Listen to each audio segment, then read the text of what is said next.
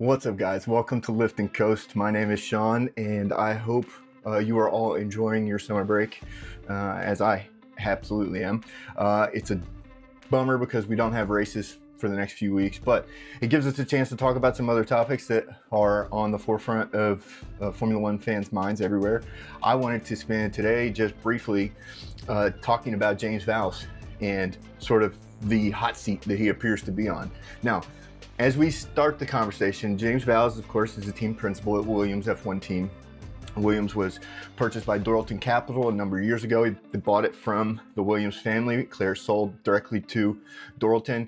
Dorilton's an investment firm, and so they saw this as a wise investment. And absolutely, well, I think, if I remember correctly, I think Dorilton bought the team for around 200 million, between 200 and 300 million. I think now pretty much everyone has Formula One teams valued at like between that 800 and 1.2 billion, kind of on the minimum side. Obviously, a team like Ferrari or Mercedes could be worth, Red Bull could be worth way more. But yeah, so good investment on their part. They started off with sort of, I can't say his last name, Jos Capitio, however you say his last name. They hired a guy to be a team principal who was a team boss in other racing series, but had never done it at Formula One. So they saw a need to go out and to get somebody who was absolutely an expert in being a part of a healthy, full functioning, fully operational Formula One team. And so they went after James Vowles. James Vowles was at Mercedes for a number of years. He was one of the original Brackley boys, if I'm not mistaken.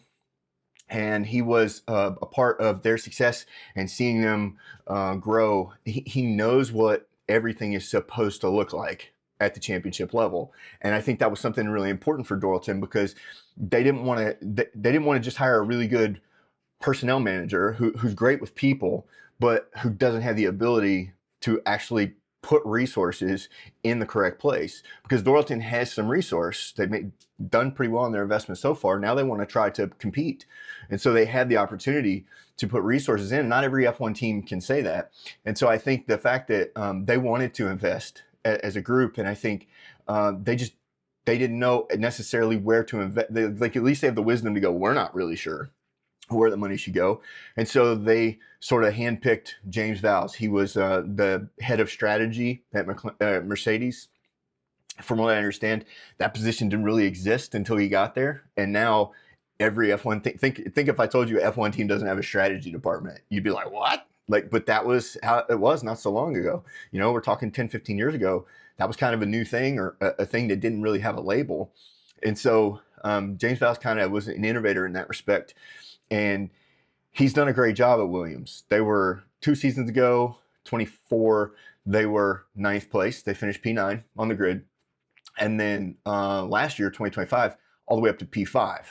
And it didn't look like luck. It looked like a pretty disciplined, well-executed, plotted course that they were living out the plan. It was like James Vowles said, this is what we're going to do. And that's what they started doing. Also, when they hired James Vowles, they have a guy who is naturally just incredibly gifted as a communicator. He is very effective at helping to cast vision and to be able to make personnel decisions in a way that is like the people receiving even difficult news will do so with a willingness, because James is just a fantastic leader. And he has that part, that communicative part of him is just, it's one of the best on the grid. I mean, it's hard not to listen to James Vowles talk for a minute. You're like, I'm a fan. I don't care what he's talking about. So that's why it was such a shocker this year, because this was supposed to be the year they started competing at the highest level. They went from 9th to 5th, and now this year we're looking, hey, anything better than 5th is awesome. So maybe that's where we're at. And instead, they have regressed terribly. In fact, the only teams behind them are Aston Martin, who only have 1 Constructors' Champion point, and Cadillac, who has they're a brand new team to the grid. So this is the only 2 teams that Williams is beating right now in P9. So that's terrible. And it's brought up a lot of questions about whether or not James Vowles is going to keep his job. Now, there are some absolute legends in the Formula One space, whether it be on YouTube or just podcasts, guys and gals that I respect immensely, that have been kind of the loudest voices that I hear about James Vowles is going to get fired, or maybe he should be replaced. And I'm like, whoa, it's crazy how quick that happened. I'm like, we've had a bad half season. Okay, we've had a bad start to 26, and you're already ready to fire the guy. Now, I don't think Dalton's going to do this. I don't think they're going to fire him, and I'm going to explain the reasons why. But if we were going to replace him, if we were going to go down that road, what could we potentially expect versus what could we potentially expect if we hang on to him? So that's really the conversation today. It's just a little Williams-centric, but we're going to get into other drivers. We're going to get into talk about some other teams as well. I try not to take up too much of your time, but this is something I've been thinking a lot about because I've just been, like, if you're saying James Vowles is going to get replaced, I think they should fire James Vowles because you want to click or whatever. That's fine. I get it. But surely people don't mean that. Like, surely they aren't actually considering firing this guy after a bad 6 months. So why has the conversation come up, though? Like, that's where we got to start. And the reality is the poor results. The poor results have been the impetus for this conversation. Furthermore, Williams has a pretty good power unit provider. Mercedes, heard of them? They're leading Formula One, and by a healthy margin. And Williams is using that power unit. So it's like you have one of the best combination. We know that Red Bull has a really great combustion side to their power unit, but the electrical side is still needing work. Mercedes has kind of the best of both worlds, at least in terms of productivity on the grid, in terms of points, right? So you have a great power unit. You have one driver who I would say is a superstar, right, in Carlos Sainz. And then that superstar has been vocal about his displeasure regarding team results. So I think, even though I'm not blaming Carlos, he should absolutely speak his mind. Carlos Sainz Jr. is a legend. He's one of the best drivers of a race car that has ever lived. Like, he's fantastic. His dad was an elite driver in rally, and he's an elite driver in Formula One, and he's earned every single step that he's made. Carlos Sainz is not like a Nepo baby who just got lucky. He's legitimately good. Now, I think he's unique in that, is he a number one? And I think a lot of people would put a question mark by that, because maybe he could be a number one, but he didn't. Like, he never, in the quali head-to-head against Leclerc over the years they were together, he never troubled Leclerc in quali. Just like Leclerc's like absolutely faster. And people were going to say, like, hey, you should probably have done more. But he did beat Leclerc on points, right? And points are scored on Sunday, not on Saturday. And so he did show well in terms of outpointing Leclerc from time, over their seasons together. I think they were together 4 years. He has beaten Lando Norris. It was Lando's first 2 years in Formula One, but he beat him. And they were close on qualifying. And then, he competed against Max Verstappen early in his career. So this dude's had really tough teammates. He's fared very, very well against those tough teammates. And so he's a superstar. He's a multi-time race winner with Ferrari, right? He's a superstar. He only lost his job because Lewis Hamilton became available. Right, Lewis Hamilton became available. Mercedes was only offering him like a 1-1, like a 1-year deal with a team option for an extension, and I think Ferrari offered him a 2-1 with driver option. So I think that was the reason why Lewis went. Plus, it's a giant payday. Like, Ferrari was willing to pay exponentially more money for Lewis Hamilton. And so, unfortunately, that just left Carlos out in the cold. He had to go figure out where to end up, where to go. And he chose Williams based in large part on the vision that James Vowles had cast for Carlos. And he saw it starting to come to fruition. And Carlos had a really tough start to the year last year. And then by the halfway point, he was just in a groove the second half of the year and absolutely performed to that elite level. But this year, they're nowhere near that. The car is nowhere near that. And so Carlos has been vocal. And whether you like it or not, if a person is in a position of being incredibly valuable to their organization, like, it is a known, not just, oh, you're a valuable guy because we love you, but like, no, the dollars say that you're maybe the most valuable person at the organization. And then you bring up displeasure with the way things are going, like, that's going to get traction. And I'm not saying Carlos shouldn't complain. I'm just saying we're asking the question, why? Why is this even coming up? Well, that's in part the reason. Carlos is incredibly frustrated. It wouldn't surprise me in the least bit if he would look to go somewhere else as soon as possible. And look, he should, no matter how well things are going at Williams, right? He should, if he thinks he can do better for his career, he has to do better for himself and for his career. But his vocal frustration is part of the reason why this James Vowles hot seat potential firing conversation has gotten loud. And then last but not least, in terms of why this conversation is happening, James Vowles set the expectations very high. He was very clear about where he thought the team would be. He thought they would be just a step ahead of where they were last season. They had all these tools coming online, and this was going to be their first year utilizing those tools, which were going to be the difference in being good and occasionally great to being absolutely good all the time. And great is a regular occurrence that is increasing, right? He used all kinds of different language to kind of explain this, and they just haven't been anywhere near where they were. Oh, again, you asked the question, where did they think they were going to be? And I'll answer, and you tell me if this is too ambitious. They thought they were going to regularly be beating one of the top 4 teams every weekend, right? So you've got Mercedes, McLaren, Ferrari, and Red Bull. Not in that order, obviously, but those are your top 4 teams. There was a belief that Williams would be, by the end of this season, regularly beating one of those 4 teams, right? One of their cars would be in front of one of those teams' cars. Now, I think that's really, really ambitious. I don't think that was remotely possible. I think what was more likely, if they really nailed everything this year, was to be like a really not part of the midfield, like be in no man's land behind, because there's a huge gap in the points. You have the top 4, and then you have a double digits for everybody else that exists on the grid. So I think regularly troubling one of those top 4 teams was audacious, and James Vowles set that goal himself, and people believed it. So that's my question to you: is what? How far off are we from what it feels very different when there's only 2 teams that are worse than you, and one of them is a brand new team that hasn't scored a point yet. The other one has had the most disastrous start they've ever had. Those are the only 2 teams behind you.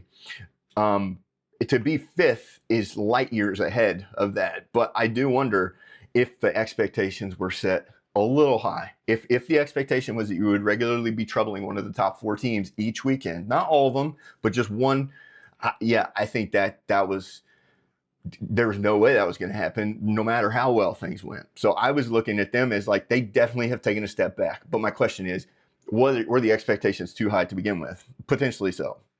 Potentially so. Now, why are they so far off the mark? Why is Williams just so far away? They've gone backwards. Why is that the case? Well, their new tools that they've implemented and started utilizing this year, they're not immediately operating at full capacity.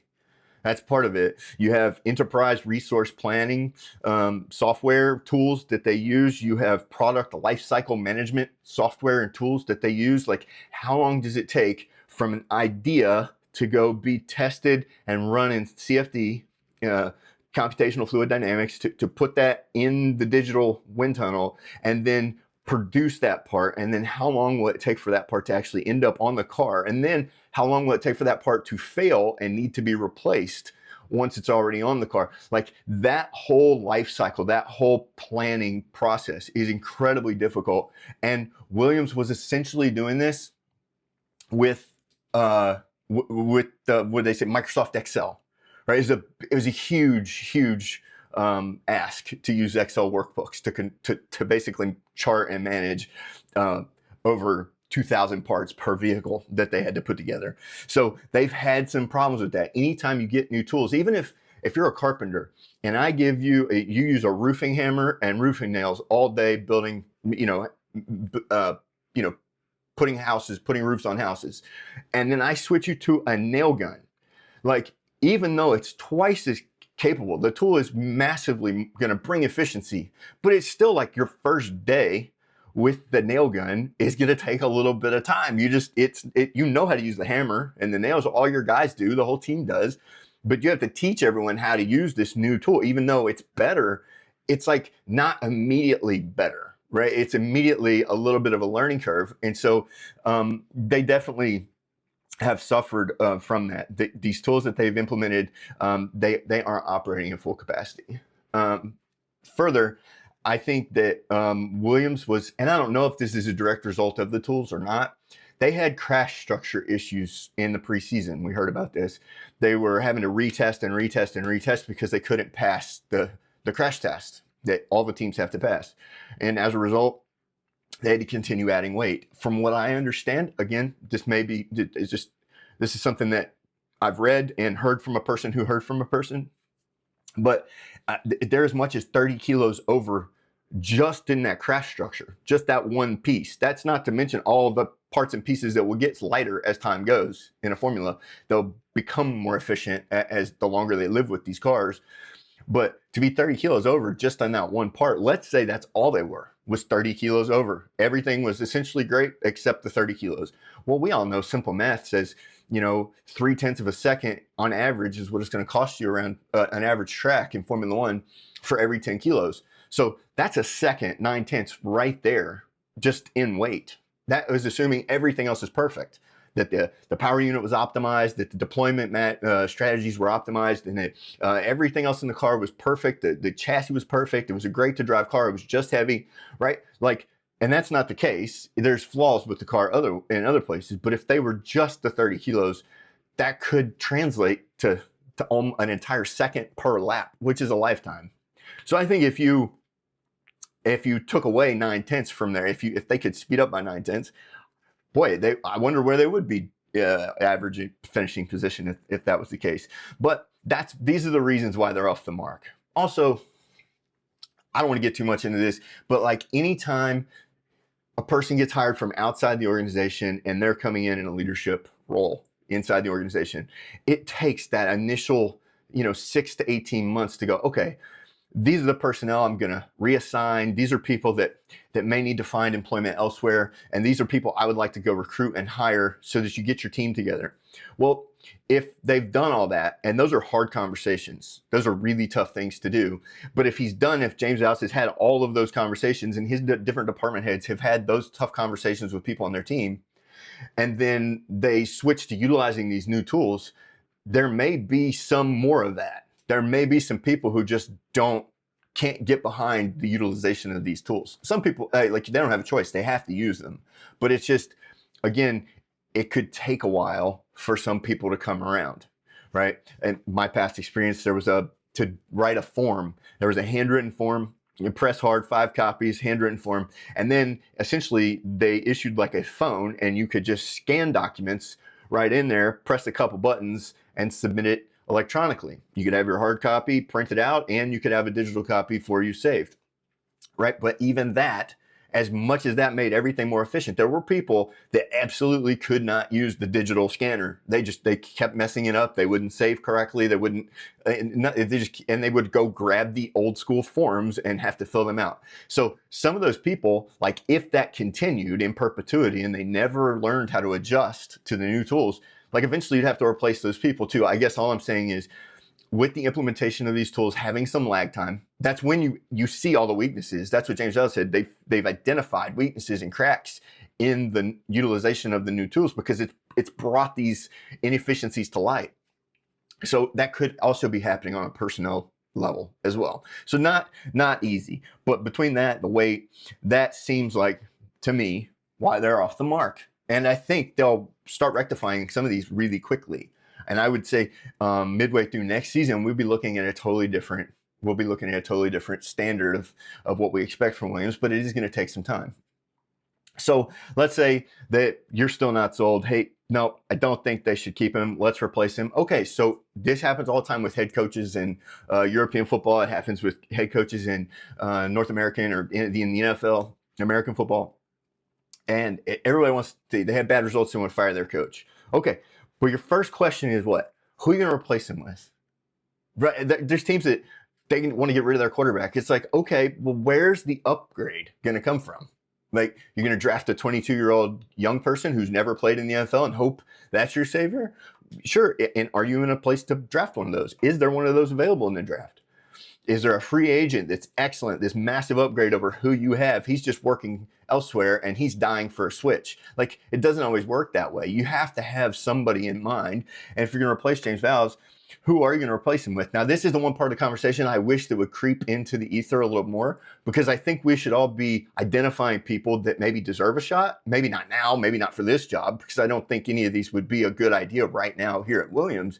But like Hannah Schmitz, she's the chief of strategy at Red Bull. And she started at Red Bull Racing in 2009 as an intern. And she has started from the bottom. Now she's here. Red Bull is regularly aggressive, and they are regularly the standard on the grid for the correct strategy on a given Sunday. Like, she has a propensity to go, we are leaning into, we're forward leaning, we're aggressive, we're trying to take ground, and we're going to err on the side of aggression. And regularly we will outperform what everyone thought was possible with that strategy. Now, of course, people are going to say, you got Max Verstappen, so that has that does make your strategy look better. Fair enough. But she has kept Max like very happy. When's the last time he complained about the strategy? Like, they are very, very good at it. So Hannah Schmitz is somebody who I would love to see get a crack at being a team principal. I don't think this is the place right now. In fact, that she's essentially a version of what James Vowles was when he took the job. So I think it'd be a very same sort of hire. And so if you're going to replace him, it's because you see deficiencies, and then you're going to go hire somebody who's done the things he's done really well also. It just doesn't seem like the right step. Jean-Pierre Lambiasi, GP, he's Max's race engineer. We all love GP. And if I understood correctly, his contract is getting ready to be over end of next year with Red Bull, and he's actually moving to McLaren, and essentially he's going to be head coach in waiting there, from what I understand.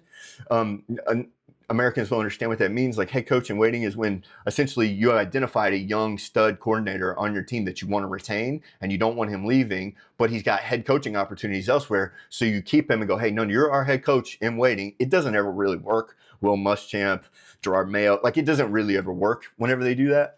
But it feels like there's at least a plan to have him move into a similar role at McLaren. And I don't know if that's because they think Andrea Stella will want to retire. He's been in F1 forever. He may just be done, not want to race anymore. Also, Andrea Stella is Italian, and it's reasonable to think that in the next couple of years, there may be opportunities for him at the Italian team, Ferrari. And if that comes available, Stella may want to move. Either way, I think McLaren is hiring GP to kind of future-proof themselves. Could Williams sneak in there and snipe him away from the other teams and bring him over? I don't know. But he's another one. Those are two people at Red Bull I think that deserve their names to be in the conversation for every potential team principal job that comes up. I absolutely think that. The other one I would say is Andrew Shovlin. Again, he would be like, he was one of James Vowles' counterparts at Mercedes. He's more on the technical side, but he's a guy that I have tremendous respect. I think everyone, if you find somebody that doesn't respect Shovlin, they're probably like the only one that feels that way. In fact, these three names, I think if you mention these names to anybody inside Formula One, I think you're not going to get negative pushback from very many people. I think they're all excellent. And so, like, yeah, one of those people might be a good replacement, but that would be Brackley Boy number 2. That would be GP, who essentially has already made a decision to go to a team that potentially could allow him to do that in the future. I mean, would GP want to give up doing that at McLaren when he's already got that locked up to go to Williams? I'm not sure. That would be an easy sell. And Hannah Schmitz may have no desire to be a team principal. Like, all I know is the woman has absolutely killed it at her job, and she has been there forever. And so, like, eventually I hope she gets to be a team boss if that's what she wants, but she may or may not want that. So anyway, those are potential replacements for James Vowles. But again, are any of them going to be this massive, immediate, turn things around upgrade? I don't think so. I think that if you fire James Vowles, I think what you realistically can expect is like what Alpine has been doing, right? And so take a look at what Alpine, they had Cyril Abiteboul, who left, and I think he left in 21. 21 or 22, he essentially left as Laurent Rossi took over leadership of Alpine F1 team. Laurent Rossi is officially, I think, the worst leader that's ever been able to lead at any point.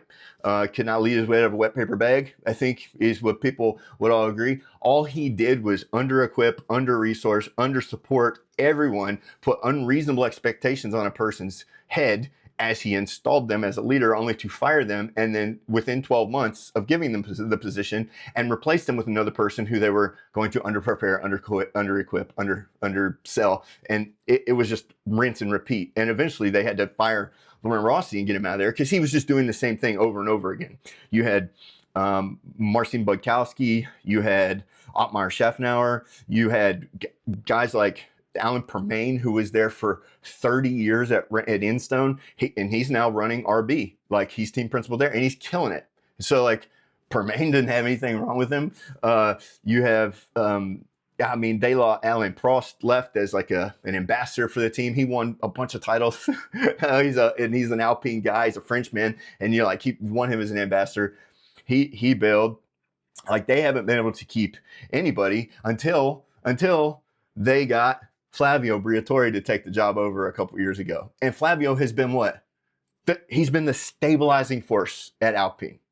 Who would have ever thought that, right? Like, that, to use Flavio in that same conversation is stabilizing, but that's exactly what he's done.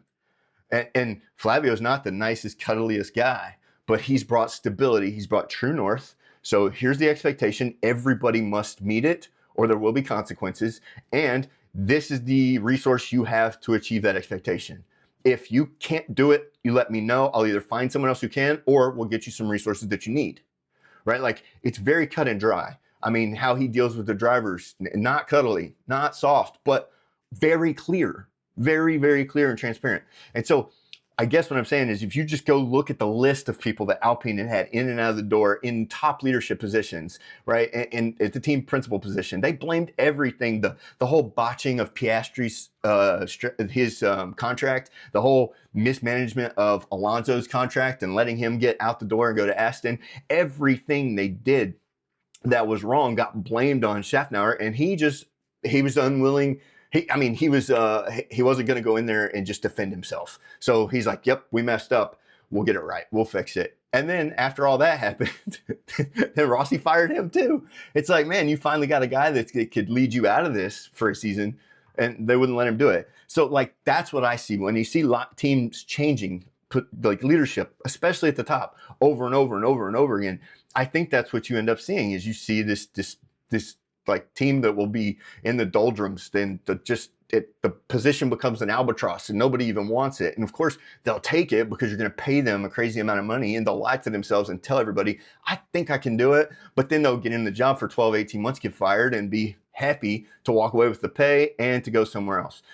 I just don't think that's a standard that Williams wants to set. Dorilton is in the business of making money. I know that is not the most efficient way to do that. And so I don't think they should replace him. And I think if you do want to look as an example, if they did fire James Vowles right now, we've talked about who they would replace him with and whether or not you think those people are immediate day one upgrade. I mean, because every single person would have to come in and do the same things James has done: assess where they are, reevaluate where they are, and then potentially change direction, augment direction, get different tools. Different things are going to be important to them as a leader. Like, you're starting all over again. And that person is just as likely to make a messed up at some point in their time. So again, if you did replace him, we've talked about who. If you did replace him, we've talked about who they look like. Williams would start looking an awful lot of Alpine from 21 through 25, which is a tough deal.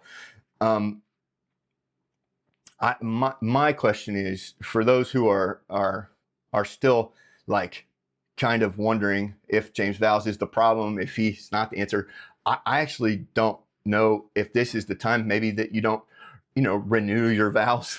That's cheesy, but seriously, to maybe double down with James and go, hey, there's the biggest thing I want to know. Why did you not forecast this? Okay, I understand why the things that are wrong are indeed wrong, but how did this get by you? Right? How did you not anticipate this misstep? Because James is very smart, and he'll be able to tell you why. because there's a reason. There's some reason that he did not foresee this coming, or there was no caution at all from him. It was all go. I want to know why. Because what the CEO and boards of these organizations absolutely don't want is to be lied to. Okay. And I don't believe James is lying to people and telling him it's going to be sunshine and rainbows, but really he's terrified that things aren't going to work. I just don't think that's in his character. That is a terrible way to go to work. And that is absolutely what a board does not want to hear. We want somebody who, above all things, is honest. We don't want you crying all the time, but if something's going to be off, we want to know why. So I would want to know, why didn't he bring this up as a cautionary potential thing that could happen? Like, how did he miss this? And because I wonder if the answer to that question doesn't then unpack some other things. I wonder if there's some people in places of leadership within Williams, like the several layers of management in, that maybe are just ill-equipped, or this is the first time they've ever had to use tools like this, or this first time they've ever gotten to use tools like this. And it's really not just the tool that has cracks that we need to shore up, but maybe the usage of the tool. I wonder how much of that's happening, because James Vowles is the kind of guy that provides cover, for his people. Spanners talks about it all the time. When the driver at Williams wrecks, he's like, yep, suspension issue, hit the wall. No, nothing more to see here. I mean, that's good. That's what a boss should do. Especially to the media, right? But I wonder if that's happening on a little bit of a level internally, if there's I'm just going to straight rip this off from Missed Apex, but if there's Derek in the department over the right front corner of developing the front wing, if like he's just not able to utilize the new tools, or he's really far behind and he's having to YouTube how to use the software. Like, I don't know, whatever the equivalent in Formula One is for something like that. I wonder if there's cover being provided, because it does seem like James Vowles is caught off guard by this. And that's really the only troubling thing to me. As a fan of Williams, that would be the only concern I would have. I'm not a diehard Williams guy. It doesn't make a difference to me whether he stays or goes, but I want teams genuinely, and generally speaking, I get excited when people are successful. It doesn't pump me up when people struggle or fail, even though every year there's somebody who loses, right? But I do kind of like James Vowles. He's won me over. And I have some hardcore fans that are friends that really what do the kids say? They low key want Williams to do well, right? Like, that's the reality. They really want to see Williams do well. And it was like, we were seeing it. I mean, I had a buddy, his mom called me and asked me which t-shirt she should buy for her son. He had a holiday or birthday coming up, and she had a couple of options, and there was a Williams option, and I was like, not yet. But that's coming, but not yet. He's too much of a front runner for that. But I think actually he'd be happy with this shirt. And, he was happy with the shirt that she got him. But it was funny that she texted me and called him and goes, hey, there's a place here that sells Formula One stuff. And she's like, these Williams clothes are cool. I'm like, he's almost there, but I don't know. But he's a relatively new fan, like last 5-10 years he's gotten into the sport, before DTS, but not much. So, and then like the hardcore fans, they all want Williams to succeed. I think everybody's like, Williams is like our second or third favorite team, but like the one we don't ever talk about. I mean, as a McLaren fan, there's a bunch of people that don't like McLaren, right? Do you think any of them that don't like McLaren, wouldn't they rather see Williams get up there and compete with the big dogs instead of McLaren? I bet they would. Wouldn't they rather see Carlos and Alex up there competing with the big dogs instead of Lando and Oscar? I bet they would. Obviously, Ferrari is Ferrari, and they're always going to be the biggest of the big. But they, at least when they replace people, it's every 3 or 4 years, and it kind of is like it's in the worst way. I hate the way they manage the people there. I hate the way that always happens. But like in some ways, that team is already operating at such a high level of efficiency, utilizing the latest and greatest resources that are available to Formula One teams today. Same thing in Mercedes. McLaren is up to that now. Red Bull is absolutely at that place. Williams is a team that did not have basic necessities, basic infrastructural necessities that they needed to operate at the highest level. They just didn't have it. And so James Vowles is not only responsible for leading the team in a positive direction and eventually getting wins, but he's also got to change the whole infrastructure and the underpinning of the team. Like, if he does this, and then they were regularly troubling one of the top 4 teams, he'll be able to retire as one of the greatest TPs ever, because this team has been starved of. I heard somebody say this, and this may always be true, but Williams has been the technologically most undeveloped team over the last 20 years, and it's the worst 20 years to have had that been the case. Now, I think that's always true. Like if fast forward to 2050 and I told you, oh, you were technologically fell behind from 2030 to 2050, we would say, well, that's the worst 20 years to fall behind because it's the most modern current 20 years. But still, that's Williams. They have really struggled since mid-aughts on forward. They have not been good. And so you have this team that like needs a lot of things done. And by the way, there's a lot of really good humans who are quite skilled working there, and you don't want to throw baby out with bathwater. You like Grove is, they can revitalize this. They have a wonderful history. Like they can be another version of McLaren one day, but it's going to take a while. It's going to take a while. In fact, they may never look the same way McLaren looks, but they could have similar results sooner than you think. But this is not the way to do it. The first misstep the guy makes, you fire him. All those names that I read to you about potential new hires, potential people that could be F1 team bosses soon. If you fire Vowles right now, you're not getting any of those people. They're going to absolutely see the instability and go, All he did was make a few mistakes here in his whatever third or fourth year, and he misprojected a few things, and you didn't even get a chance to fix it. You fired him. Like no one will want to come work for them. So I think renewing your vows, this is a good time to do it. It's summer. I think tis the season. I had a buddy renew his vows with his spouse the other day. I think absolutely that's what we should do. I would want to know, why did you not see this happen? And how do we make sure we don't get blindsided like this again in the future? Okay, here's a little pay bump. I know it's going to put more pressure on you. I don't want to do any emails or correspondence going, we believe in James Vowles. No, don't do that. Show people you really do trust him. Give him a little pay bump, and then let him work his way out of the trouble. And then if he doesn't get it right, if the next 12, 18 months don't look very different, now you've got people that actually want to work there. You got people that actually think this is a good spot. So anyway, that's how I think Doralton should handle it. That's how I think Williams is moving. I really do. I do get excited when I hear things that I disagree with. And so I've heard a lot of people talking about, Big Sammy Sage over on Late Breaking. I've heard Spanners talked about it on Missed Apex. Maggie Shoes even mentioned she doesn't want it to happen, but you could tell she brought it up. So like it's like all of my heroes are mentioning this stuff, and I'm like, surely they don't think this is going to happen. Surely this isn't a realistic possibility. So I just wanted to lay out the reasons as a goofy bald guy here new to the space. I just wanted to lay out reasons why I thought it was absolutely nuts, and yeah, I want to give you some evidence to go with it. All right. That's all we got today. Thank you for listening. Appreciate it. We will see you next time. I'm Sean. This is Lift and Coast. Thanks.